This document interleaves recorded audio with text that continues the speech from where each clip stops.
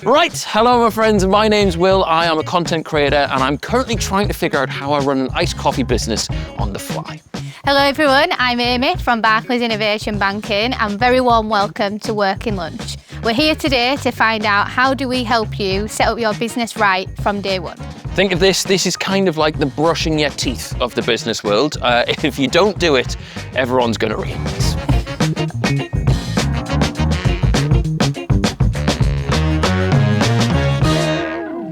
So Will, we've set you up today with Dr Elsa Zekeng, founder of SökerData. So your challenge for today is to come away knowing that if Rod's Coffee was being set up all over again, what you'd do differently this time around. Okay, perfect. All right then. Challenge accepted?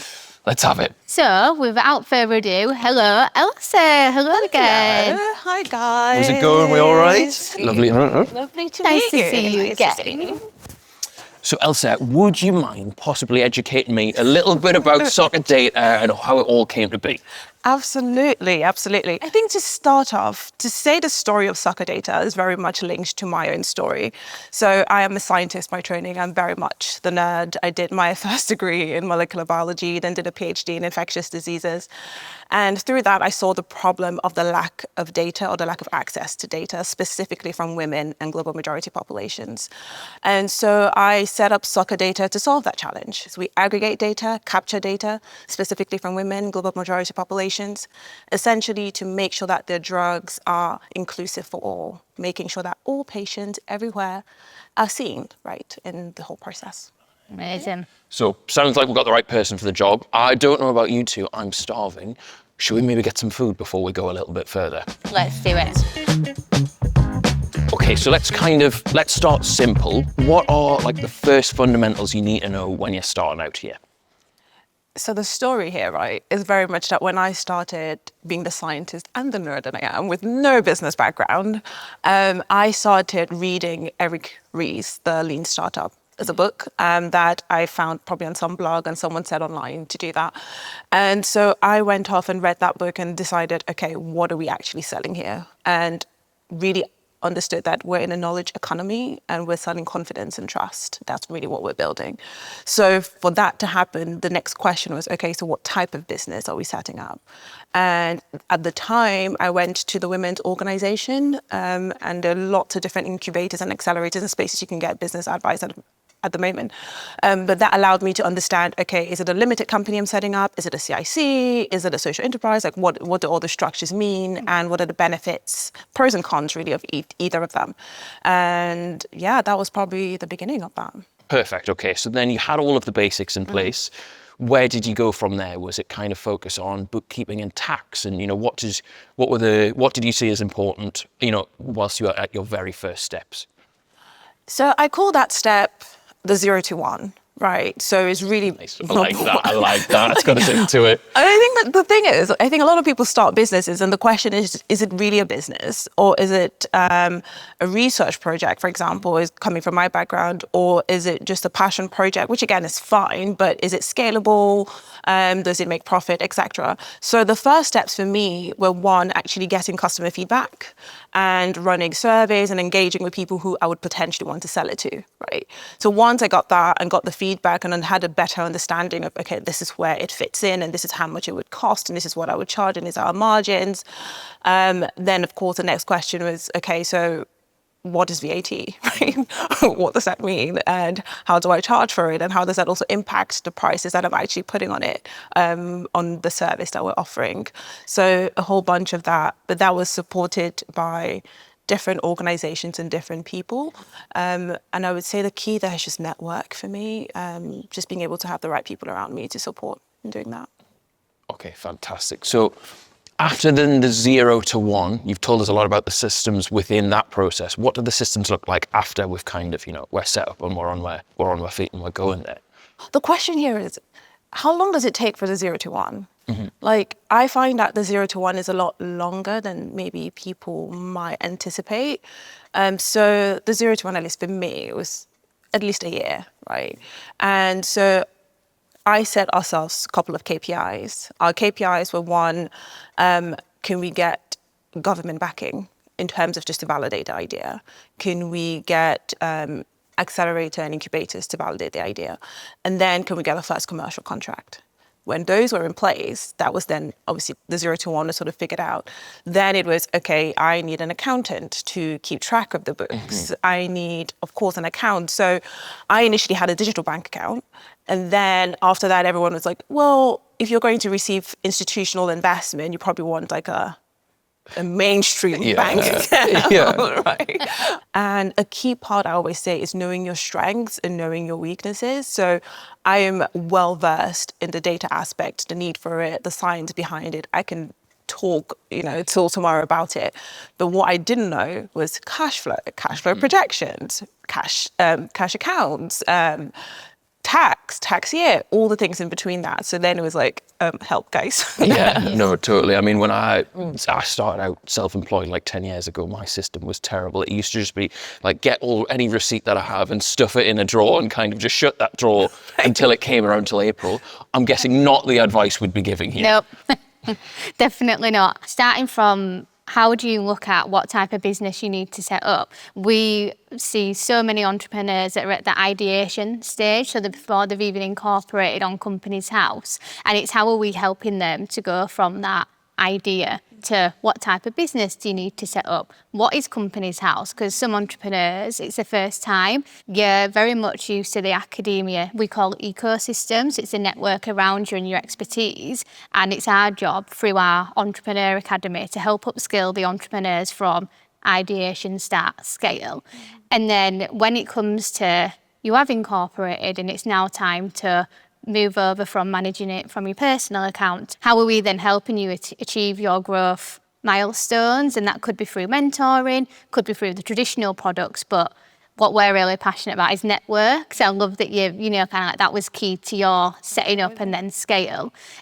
Because if we can't help with our in-house services, we've got access to our whole ecosystem from accountants, like you've mentioned, to the wider accelerators and incubators if Eagle Labs doesn't have the relevant support. I think there's also the point of what do you not know? Yeah. Right. I don't know if you knew everything that you needed, right? I still don't know, and we're about 6 months deep, honestly, we're figuring out, figuring out a lot on the fly, for sure. This might be a bit of a daft question. Is it a legal requirement to have a business account set up as you go, or is it not? As soon as you've incorporated on Companies House, you are a limited company, so you then have your Companies House number. We will then be able to open the business account for you. And it also will then help when you kind of like chatting about your annual taxes, for example, moving from self-employed side hustle to setting up a business account is really important from that tax perspective. Yeah, and I think from personal experience chatting about, say, it comes around to April and maybe you have left it a bit late, having it separated from this is the personal expenses, this is the business expenses, it's going to save you a lot of time if you keep the two completely separate before you get to that point. All right, Elsa, so in here, right, we have two dishes. Okay. One of them's bitter, the other one's sweet, right? So in a minute, we're going to ask you to pick whichever one you fancy, and depending on which one you get, share a relevant business anecdote with us.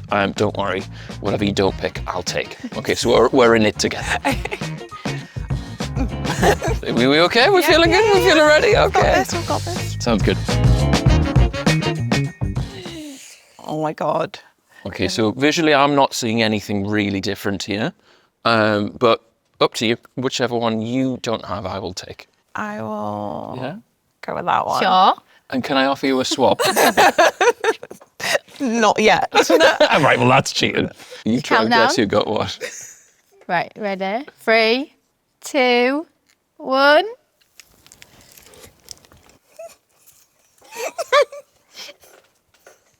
I'm saying sweet chili.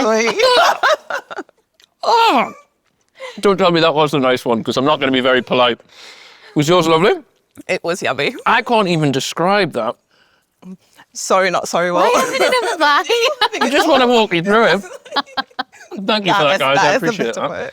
Okay, then, could you take that sour taste out of my mouth and, walk us through, a sweet when you've been set up and it's done you well. I mean, I don't even know that I'll say it's a financial hygiene, but more so an obsession of myself that saved me. which is just taking pictures of receipts. That was the other bit. So starting off, it's like a side project or your side hustle, and then you're trying to do that transition into that 0 to 1, and you kind of don't know where anything is. I got into the habit of just taking lots of pictures of receipts, lots of pictures. And so I got to a stage where I thought I had all my receipts in like one box. And it wasn't there. No, nice. It literally was not, because I was able to just like go back and go through and like pull out all my receipts and then give it to the accountant and be like, help. Please, yeah, all dated nicely and it not like going through crumples and it's faded by the time it's been in there for 9 months. I think for me, in terms of where my financial hygiene has let me down in the past, is I think not being too familiar with HMRC's like payments on account. I think not being, so if those aren't aware, sometimes you're required to pay a chunk of next year's tax bill at the same time as you're paying the current year's, and I was not aware of that, and that kind of caused us cash flow issues and changed some of our plan for the year ahead for hires or budgets or whatever. My lack of planning changed what we were trying to achieve, really. Really important to know where to go, and like you don't need to know everything as an entrepreneur. You're building, Thank God. Thank God. You're building something that is going to have an impact, and rely on the experts to guide you and signpost where necessary.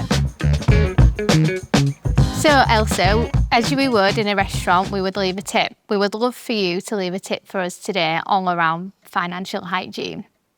So a tip that I would leave everyone with is being able to sit with yourself at the end of every day, and whether that is journaling, whether that is reflecting, and being able to know what is working, what isn't working, and then how do you fix that. So for me, that looked like setting a day for accounting. That's a Thursday, is my accounting day.